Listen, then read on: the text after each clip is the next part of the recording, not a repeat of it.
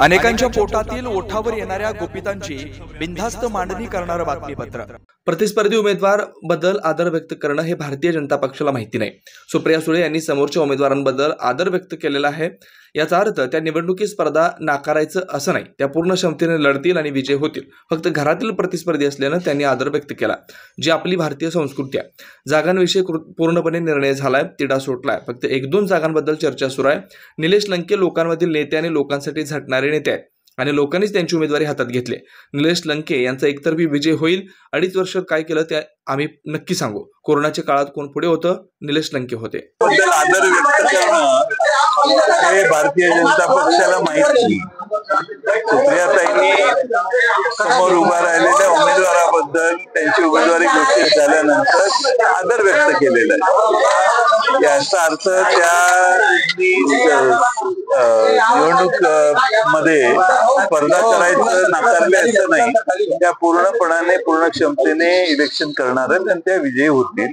फक्त समोर घरातलंच कोणतरी उभं राहतंय म्हणून त्याबद्दल त्यांनी आदर व्यक्त केला आणि ती आपली मला वाटतं भारतीय संस्कृती आहे।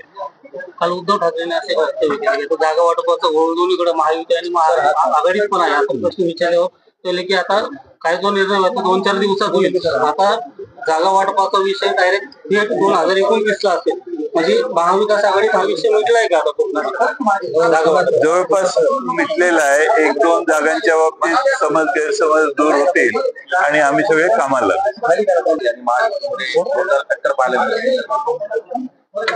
निलेश लंके हे लोकांच्यातील लोकांनी उभे केलेले आणि लोकांच्यासाठी झटणारे नेते आहेत आणि लोकांनीच आता त्यांची उमेदवारी हातात घेतली आहे, निवडणूक हातात घेतली आहे आणि त्यामुळं निलेश लंकेचा एकतर्फी विजय या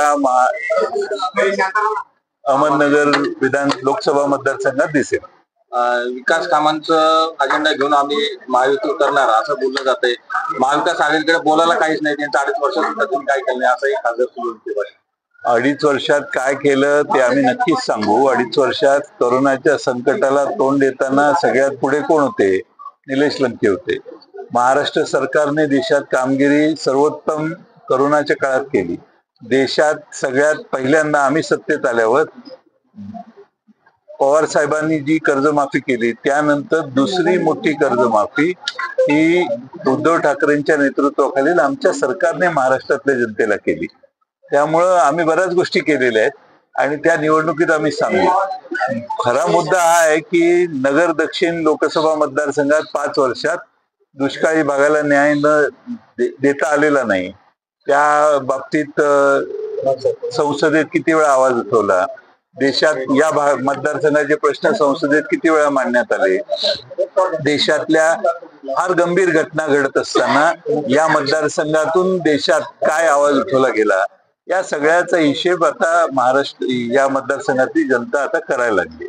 नाना पटोले यांचे म्हणजे अप्रत्यक्षरित्या संबंध हे भाजप बरोबर आहे असा आरोप प्रकाश आंबेडकर आज करतायत, त्यामुळे महाविकास आघाडीमध्ये बिघाडी होणार असंही त्यांनी सांगितलं। महाविकास आघाडीत बिघाडी होणार नाही, पण अनेकांचे प्रयत्न ही बिघाडी व्हावी म्हणून बऱ्याच जणांनी प्रयत्न गेल्या काही दिवसात केलेले आहेत, पण ती बिघाडी आम्ही होऊन देणार। वंचितने जवळपास 19 उमेदवार उभे केले। 2019 ला फटका बसला। ठीक आहे, त्यांनी त्यांचा मार्ग स्वीकारलेला आहे। डॉक्टर बाबासाहेब आंबेडकरांनी घालून दिलेलं देशाला जे संविधान आहे दिलेलं, त्या संविधानाचा बचाव करण्यासाठी, देशाची लोकशाही टिकवण्यासाठी, देशात हुकुमशाही प्रवृत्ती बळवायला लागली आहे तिला थांबवण्यासाठी या देशात इंडिया नावाची आघाडी तयार करण्यात आलेली आहे आणि यात प्रकाश आंबेडकर यांनी सहभागी व्हावे असा आमचा शेवटपर्यंत प्रयत्न होता। आता त्यांनी उमेदवारच घोषित केलेले आहेत, याचा अर्थ त्यांना या देशातले जे सर्व पक्ष एकत्रित येऊन प्रयत्न करतायत त्या प्रयत्नापासून वेगळी भूमिका त्यांची दिसते आणि त्यामुळं मला वाटतं की सगळ्या महाराष्ट्रातल्या आंबेडकरी जनतेला देखील त्यामुळे निराशा येईल आणि शेवटी आंबेडकरी जनताच प्राणपणाने हे संविधान टिकवण्यासाठी प्रयत्न करते। मला जागा किती, तुम्हाला जागा किती, यापेक्षा आपण एकत्रित लढणं गरजेचं होतं आणि तो प्रयत्न आम्ही अद्यापही करतोय। मला खात्री आहे आणि अपेक्षा आहे की प्रकाश आंबेडकर त्यांची भूमिका दुरुस्त करतील आणि आमच्यावर यायचा मार्ग पसंत करतील. सर, महायुतीमध्ये देखील जागेवरून डिस्कशन सुरू आहे, काय कसं बघताय याकडे आणि काय? नाही, असं आहे की त्यांच्यात दावेदार बरेच आहेत वेगवेगळ्या ठिकाणी आणि एखादी आघाडी 3 पक्षाची करताना वेळ लागतो. आम्हालाही आघाडीत काही प्रश्न तयार होतील अशा पद्धतीचे प्रयत्न इतरांनी केले, पण आम्ही तिन्ही पक्षांनी एकसंघ राहून समाजवादी पक्ष, शेतकरी कामगार पक्ष यांनी आम्हाला सहकार्य दिल्यामुळं आमच्या राज्यातले इतर घटक म्हणजे communist party of India, communist party, Marxist communist party यांनी आम्हाला सहकार्य केलं.